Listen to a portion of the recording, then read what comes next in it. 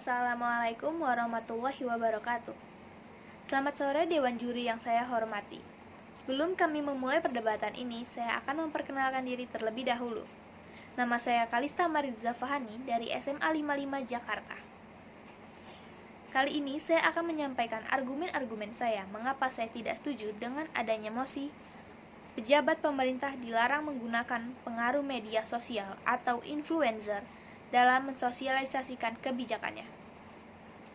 Sebelumnya, saya akan menjelaskan apa itu influencer. Influencer adalah bentuk pemasaran media sosial yang melibatkan dukungan dan penempatan produk dari influencer, orang, dan organisasi yang memiliki pengaruh sosial di bidangnya.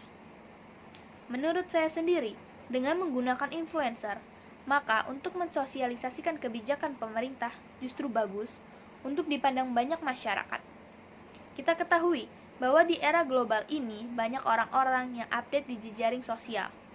Maka para pejabat pun harus bisa mengimbanginya. Yang lebih modern paling tidak seperti mengundang influencer. Jika dikatakan influencer hanya terfokus pada banyaknya massa, tapi tidak mengerti persoalan yang sedang dihadapi, saya tidak setuju. Di sini lebih baik banyak orang yang tahu, tetapi pasti ada akan yang mengerti tentang kebijakannya daripada pemerintah itu sendiri yang mensosialisasikannya, tetapi hanya sedikit orang-orang yang tahu.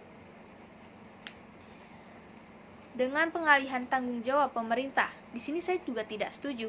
Artis-artis hanya membantu mengenalkan kebijakan-kebijakan yang pemerintah keluarkan. Di sini pemerintah tidak melepas tanggung jawabnya, karena pemerintah sendiri akan melakukan kampanye-kampanye yang mereka lakukan sendiri. Dan melihat peluang digital yang luas, maka mengapa tidak? Intinya influencer berpengaruh terhadap pemerintah. Kita bisa mengambil contoh dari daerah yang terkena bencana, seperti di Palu yang terkena tsunami. Di sana banyak sekali influencer yang melakukan penggalangan dana. Jika hanya orang biasa yang melakukan penggalangan dana, apakah akan mendapatkan uang yang sangat besar? Para influencer mempunyai pengikut-pengikut yang beribu-ribu, bisa juga beratus ribu atau jutaan. Para pengikut akan menggalangkan dana juga kepada yang terkena bencana. Jika dibilang dengan adanya influencer akan membuat orang mudah terpengaruh, saya tidak setuju, karena sebelum para influencer mensosialisasikan kebijakan pemerintah, pasti pemerintahnya sendiri sudah melakukan kampanye-kampanye untuk sebelumnya. Contoh yang saya ambil di sini adalah saat pemerintah mempromosikan wisata Indonesia sebelum COVID-19.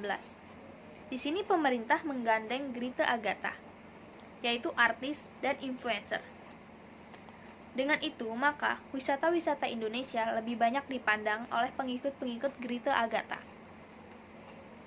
Jika hanya pemerintah sendiri yang melakukannya, pasti hanya sedikit orang-orang yang tahu tentang wisata-wisata Indonesia. Dengan ini, kesimpulan yang saya ambil adalah influencer sangat berperan besar terhadap kebijakan-kebijakan pemerintah, dan saya tidak setuju jika pemerintah dilarang menggunakan influencer atau media sosial dalam mensosialisasikan kebijakannya. Hanya itu yang bisa saya sampaikan dari tim oposisi. Mohon maaf jika ada kesalahan-kesalahan kata dalam pengucapan. Wassalamualaikum warahmatullahi wabarakatuh.